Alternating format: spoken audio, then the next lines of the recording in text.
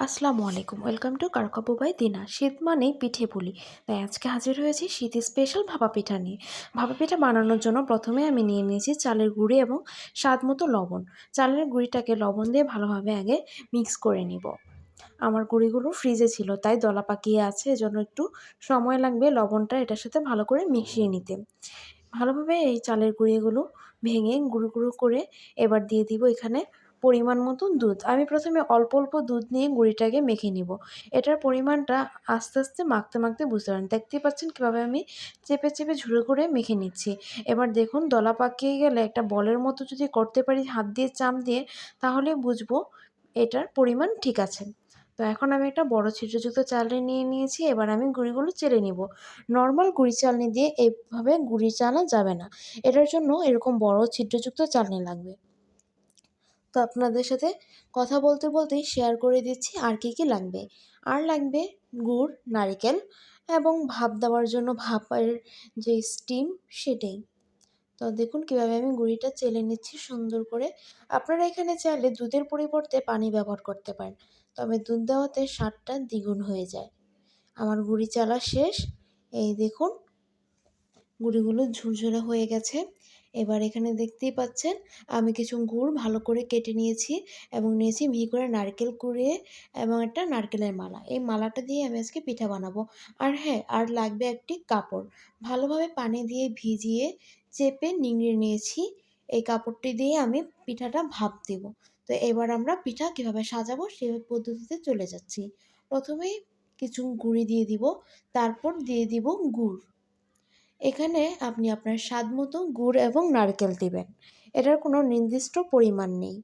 তো এরপরে দিয়ে দিচ্ছি নারকেল। তারপরে আবার গুঁড়ি দিয়ে দিব। এভাবে ২টি লেয়ার করে আমি পিঠাটা সুন্দর করে চেপে চেপে সাজিয়ে নিব। ভাপা পিঠা হচ্ছে আপনার পছন্দ অনুসারে আপনি বানাতে পারেন। আপনি যদি কম মিষ্টি পছন্দ করেন কম দিবেন, বেশি পছন্দ করলে বেশি দিবেন। আবার যদি আপনি ছোট পিঠা পছন্দ না করেন, তাহলে বড় একটি প্লেট বা বাটিতে বড় পিঠা বানাতে পারেন। তো এই যে দেখুন আমার পিঠা এটা সাজানো প্রায় শেষ পর্যায়ে। লাস্ট ধাপে গুঁড়িটা ভালো করে চেপে চেপে দিয়ে তারপরে এই যে কাপড়টা দিয়ে মুড়িয়ে সুন্দর করে পেঁচে আমি ভাপে দিয়ে দেবো। আর এই দইয়ের পাতিলের মাঝখানে কিন্তু ছিদ্র করা আছে, যার ফলে নিচে পানির পাতিল থেকে গরম পানির ভাস্পটা উপরে উঠবে এবং সেই ভাস্পে পিঠাটা ভাপ হবে। সুন্দর করে ঢেকে দিতে হবে আর খেয়াল রাখতে হবে যাতে কোনো দিক দিয়ে ভাস্প বের না হয়। তো ওটা হতে হতে আমি এখানে আরেকটা পিঠা সাজিয়ে নিচ্ছি। ভাপা পিঠা সাজানো তেমন আহামরি কিছুই না। আসলে এটা স্টেপ বাই স্টেপ অনেকগুলো ধাপ হওয়াতে একটু বানাতে হ্যাজেল হয়, নয়তো এটা একদম সহজ পিঠা। আপনাদের কার কী পিঠা পছন্দ অবশ্যই কমেন্ট করে জানাবেন। আমার অবশ্য চিতই পিঠাটাই বেশি পছন্দ। চিতই এবং পাটিসাপটা পিঠা আমি খুব বেশি পছন্দ করে খাই। ভাপা পিঠা ওরকম কিছু না, যেমন আজকে শীতের শুরুতে বানিয়েছি, আবার হয়তো শীতের শেষ দিকে বা মাঝে একবার বানাবো। এই যে দেখুন কথা বলতে বলতে আবার পিঠাটা হয়ে গেছে। দেখুন ট্যাপ করেছি আমার হাতে কোনো গুঁড়ি লেগেনি। তার মানে আমার পিঠা সুন্দর মতো পারফেক্টলি হয়ে গেছে। এবার আমি এই পিঠাটা নামিয়ে নিব। আর আমার পাতিল থেকে ভাস্প বের হচ্ছিল বলে আমি সাইড দিয়ে আটা দিয়ে সিলগালা করে দিয়েছিলাম এবং ঢাকনাটা পাল্টে দিয়েছি। এখন আমি সেকেন্ড পিঠাটা দিয়ে দিলাম এবং এটাও সেমভাবে ভালোভাবে কাপড়টা পেঁচিয়ে মুড়িয়ে হতে দেব।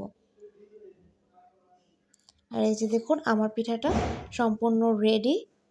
এবার আমি আপনাদের সুবিধার্থে আরেকবার ক্লোজভাবে দেখিয়ে দিচ্ছি আমি কিভাবে ভাপা পিঠা সাজিয়েছি। আপনারা যদি শাহী ভাপা পিঠা বানাতে চান, তাহলে সেম প্রসেসেই শুধু এখানে কিছু বাদাম এবং ড্রাই ফ্রুটস অ্যাড করে দেবেন, যেমন কাজু, কিশমিশ, চেরি, আরও অনেক কিছু আছে যেগুলো আপনারা এই পিঠার সাথে খেতে চান, সেগুলো অ্যাড করে দিবেন। তো এটা আমার থার্ড পিঠা ছিল, আপনাদের সাথে ভিডিও শেয়ার করছিলাম কীভাবে সাজাতে হবে। আর এই যে দেখুন আমার পিঠাগুলো মাশাআল্লাহ আলহামদুলিল্লাহ খুব সুন্দর হয়েছে। কি সুন্দর করে আপনাদেরকে কেটে দেখাচ্ছি এবং এটার স্বাদও আলহামদুলিল্লাহ খুব ভালো হয়েছিল। দেখুন এই পিঠাটাতে আমি একটু গুড় বেশি দিয়েছি, যার ফলে পিঠাটা খুব কালারফুল লাগছিল। আর পিঠাটার স্বাদ আলহামদুলিল্লাহ খুব ভালো ছিল। সবাইকে অনেক অনেক ধন্যবাদ আমার ভিডিওটি দেখার জন্য, আমার পাশে থাকার জন্য।